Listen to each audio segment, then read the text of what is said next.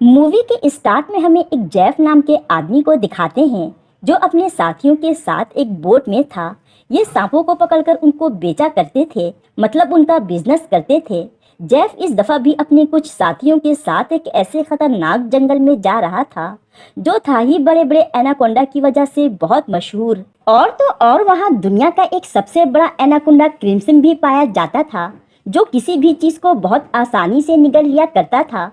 फिर क्यों ना वो उसी की तरह एनाकोंडा की नस्ल से ही क्यों ना हो। यानी कि ये लोग अपनी जान खतरे में डालकर उस जंगल में आए थे। खैर एक किनारे पहुंचकर जेफ जिस बोट में आया था उसका कैप्टन उससे और पैसे मांगता है क्योंकि वो जगह बहुत ही खतरनाक थी। जेफ उसे पैसे देते हुए जानबूझकर नीचे गिरा देता है। कैप्टन फौरन से उन पैसों को जमा करने लगता है और जैसे ही वो उठकर खड़ा होता है जेफ उसकी गर्दन में छुरी से स्टैब कर देता है। फिर उसकी गर्दन ही धड़ से अलग करके उसको जान से मार डालता है। जेफ के दूसरे साथी ये सब देख रहे थे। जेफ कैप्टन के सर को अलग करके पानी में फेंक देता है और सभी लोगों से कहता है कि चीट करने वाले लोग मुझे बिल्कुल भी पसंद नहीं है। इसके बाद ये सभी लोग जंगल के अंदर जाते हैं जहां उनके एक साथी को बहुत सारे सांप एक जगह पर दिखते हैं। वो उन सबको पकड़कर एक बैग में डाल लेता है और जब दोबारा वो उस बैग को बोट में रखने के लिए जाता है तो वहाँ पानी में उसको कोई बहुत बड़ी सी चीज उसकी तरफ आती हुई दिखती है। वो फौरन से वहाँ से भागता है मगर एक बहुत ही बड़ा सा एनाकोंडा उसको जकड़ कर मार देता है और साथ ही खा भी जाता है। सीन शिफ्ट होकर उसके दूसरे साथी को दिखाते हैं जिसकी नज़र एनाकोंडा पर पड़ चुकी थी। जो दरख्त पर चढ़ रहा था उसको लगता है कि अभी शायद एनाकोंडा ने उसको नहीं देखा, इसलिए वो वहां से भागने लगता है। मगर वो एनाकोंडा एकदम से उस आदमी के सामने आ गया था और उसके पेट को देखकर लग रहा था कि उसने किसी इंसान को निगला हुआ है।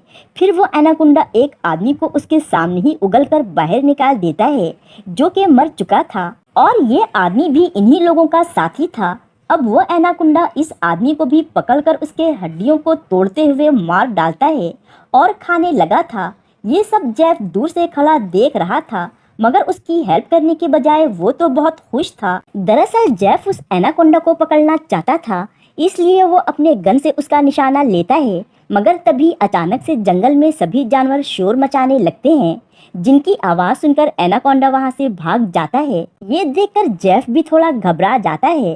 खैर यहाँ से सीन शिफ्ट होकर एक थाई आदमी बेलियन को दिखाते हैं जो एक सर्कस के ऑनर से कुछ आर्टिस्ट को खरीदकर अपने साथ थाईलैंड शो के लिए लेकर जाना चाहता था, जिसके लिए उसने एडवांस में पेमेंट्स भी ले ली थी। और फिर ये लोग उसी नदी के रास्ते से थाईलैंड जाने लगते हैं जहाँ से जेफ भी आया था।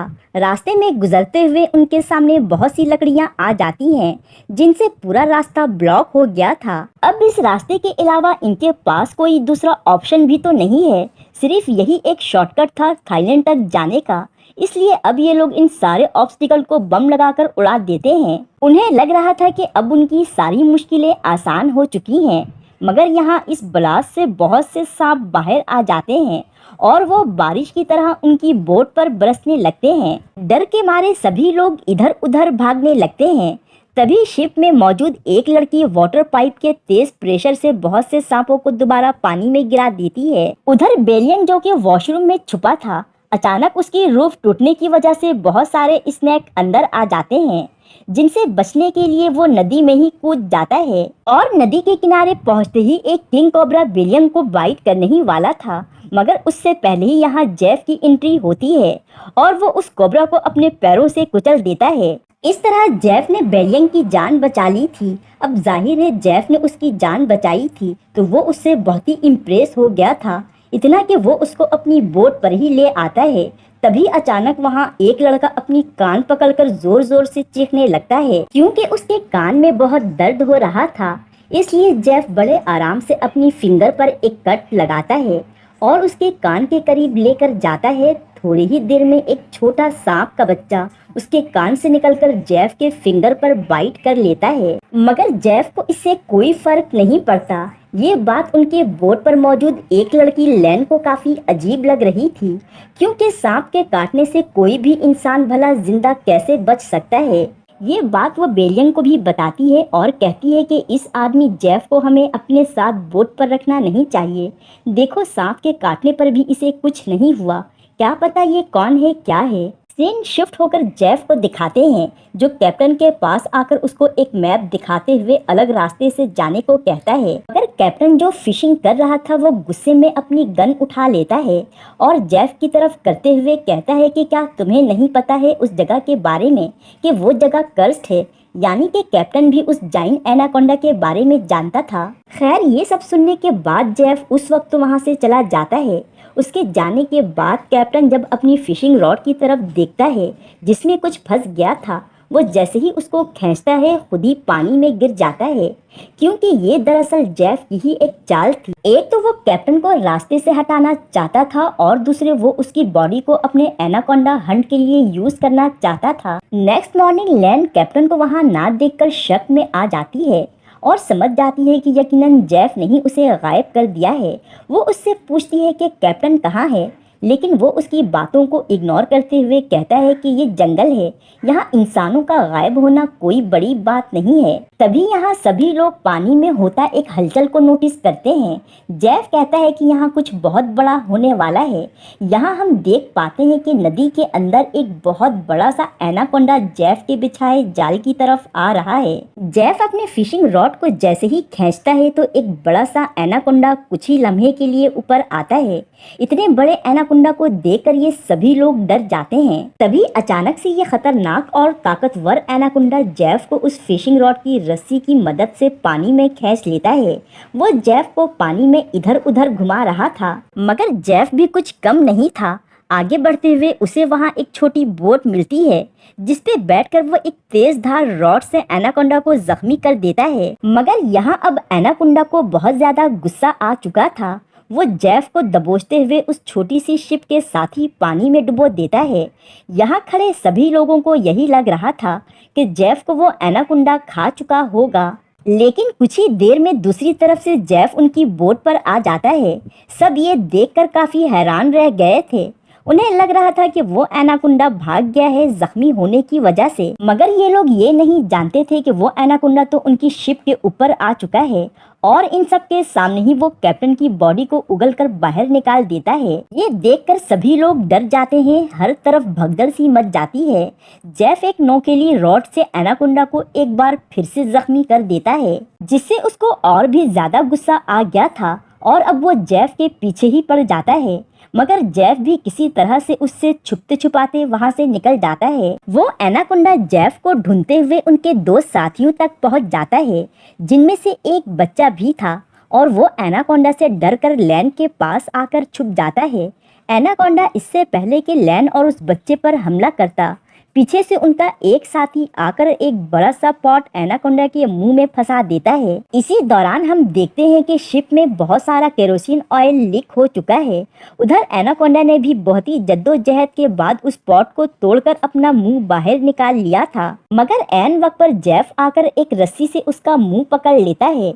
अब तो एनाकोंडा को बहुत ज्यादा गुस्सा आ चुका था, वो तड़पने लगता है, मगर अचानक से शिप में आग लग जाती है उस केरोसिन ऑयल की वजह से, और वो आग डायनामाइट तक पहुंच जाती है, जिससे वहां एक बहुत ही बड़ा सा एक्सप्लोजन होता है, जिसमें वो एनाकोंडा जलकर मर जाता है और बाकी सभी लोग अपनी जान बचाने के लिए पानी में कूद जाते हैं और तैरकर नदी के किनारे आ जाते हैं। ये सब जलता देखकर बेलियन तो रोने लगता है, क्योंकि उनकी शिप भी जल गई थी और अब उनके पास थाईलैंड जाने का कोई दूसरा रास्ता भी नहीं था। वहीं जेफ कहता है कि अगर तुम लोग मेरी मदद कर देते इस एनाकोंडा को पकड़ने में, तो आज हम सब करोड़ों के मालिक बन जाते।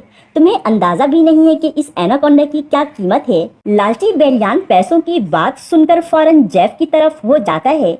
इसी दौरान हम देखते हैं कि उनकी एक साथी को किसी जहरीले कीड़े ने काट लिया है, जिससे उसकी जान भी जा सकती थी। जेफ कहता है कि मेरी शिप पर एक दवाई है जिससे इस लड़की का इलाज हो सकता है, मगर वो दवाई मेरी बोट में है। अगर तुम लोग इस लड़की को बचाना चाहते हो तो तुम्हें मुझे मेरी शिप तक पहुंचाना होगा।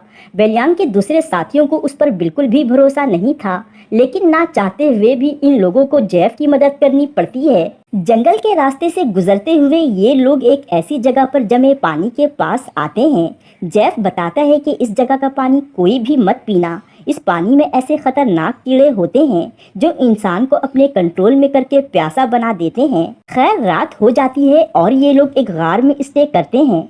आधी रात में इनके एक ग्रुप मेंबर की आंख खुलती है तो वो देखता है कि उसका भाई गायब था, जिसको ढूंढने के लिए वो जंगल की तरफ जाता है और देखता है कि उसके भाई ने खुद को उसी पानी में डुबोया हुआ है जिसके बारे में जेफ ने उन्हें बताया था कि ये पानी इंसान को प्यासा बनाकर मार देते हैं।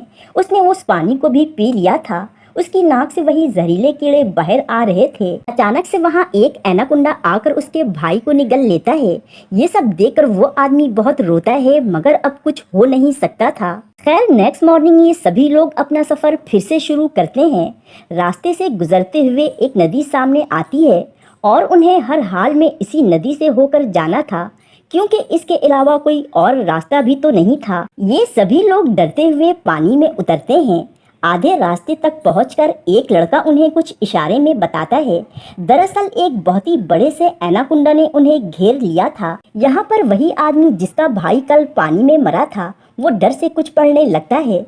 उसको क्या पता था कि एनाकोंडा का मुंह उसके ही तरफ है और वो एक झटके में ही उस आदमी को लपेटकर उसकी हड्डियां ही तोड़ देता है। लैन उसकी मदद के लिए आगे बढ़ती है मगर वो खतरनाक एनाकोंडा उस आदमी की बॉडी को लेकर इन सभी के नजरों के सामने पानी में चला जाता है और ये सभी लोग ये नज़ारा देखते ही रह जाते हैं। अब इन लोगों के पास भागने के अलावा और कोई रास्ता नहीं था। थोड़ी ही देर में ये लोग फाइनली जेफ की बोट तक पहुंच जाते हैं और जेफ अपने वादे के मुताबिक इन लोगों को वो मेडिसिन दे देता है जिससे उस लड़की की जान बच जाती है। जेफ कहता है कि मैंने तो अपना वादा पूरा किया, अब तुम लोग भी अपना वादा पूरा करो। मतलब जेफ इन लोगों से एनाकोंडा को पकड़ने में उनकी हेल्प चाह रहा था। वो छोटा बच्चा कहता है कि सॉरी, हम तुम्हारी इस बड़े से एनाकोंडा को पकड़ने में बिल्कुल भी तुम्हारी कोई हेल्प नहीं करने वाले। उस पर जेफ अपनी गन और बेलियान अपनी छुरी निकाल लेता है क्योंकि पैसों की लालच में वो जेफ की तरफ हो गया था। बेलियान इन लोगों से कहता है कि जैसा हम कह रहे हैं बिल्कुल वैसा ही करो,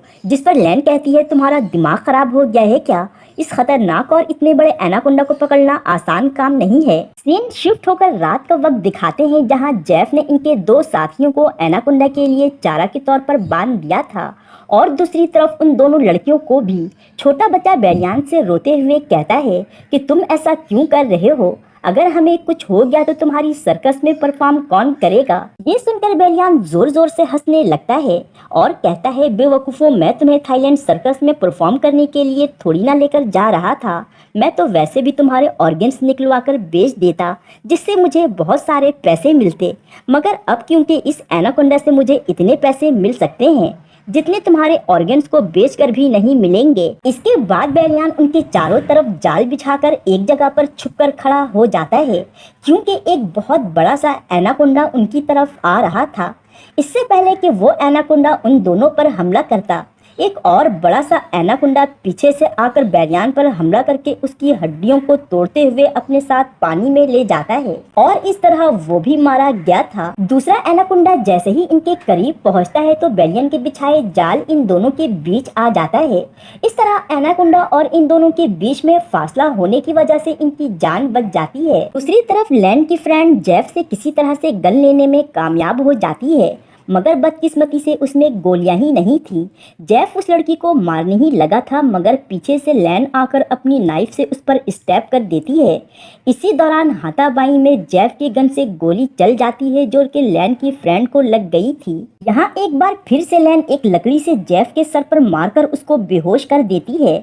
उसके बेहोश होते ही ये दोनों मिलकर अपने फ्रेंड्स को बचाने के लिए जाती हैं। इनको आजाद करने के बाद ये लोग जेफ की बोट को यूज करते हुए यहाँ से भागने का प्लान करते हैं। वहीं लैन की फ्रेंड जिसको गोली लगी थी उसकी हालत बहुत ज्यादा खराब हो चुकी थी और वो वहीं उनकी नजरों के सामने मर जाती है। इसके बाद ये सभी लोग जेफ की बोट पर बैठकर वहाँ से भागने की कोशिश करते हैं मगर वो बोट खराब थी। इधर जेफ को भी होश आ चुका था। वो लैन के एक साथी को अपने गन से बेहोश करने वाली गोली से शूट करके बेहोश कर देता है। इसके बाद जेफ इन सभी को एक जगह पकड़कर एक बार फिर से बांध देता है। थोड़ी ही देर में वहाँ बहुत सारे एनाकोंडा आ जाते हैं। ये सभी लोग बहुत ज़्यादा डरे हुए थे मगर इनकी किस्मत अच्छी थी कि वो सारे एनाकोंडा अचानक ही से वहाँ से भागने लगते हैं क्योंकि अब यहाँ वही जाइंट एनाकोंडा आ चुका था जिसको जेफ पकड़ना चाहता था। ये जाइंट एनाकोंडा बाकी एनाकोंडा के मुकाबले में कम से कम 10 गुना बड़ा था। अब तो उनकी बचने की उम्मीदें खत्म हो चुकी थी। वो एनाकोंडा उन्हें अपने अंदर लपेटकर बस खाने ही लगा था कि जेफ अपना जाल उस एनाकोंडा पर फेंक देता है। जाइंट एनाकोंडा अपनी जान बचाने के लिए किसी तरह इस जाल से निकलकर जंगल की तरफ भागने लगता है। जेफ उसको दोबारा से ट्रैप करने की बहुत कोशिश करता है, मगर खुद ही 2 दरख्तों के बीचों बीच में फंस जाता है। और अब उस एनाकोंडा ने जेफ को भी पकड़कर बुरी तरह से अपने लपेट में ले लिया था, जिससे उसकी हड्डियां टूट फूट कर रह जाती हैं, जिसके बाद वो उसको भी खा जाता है।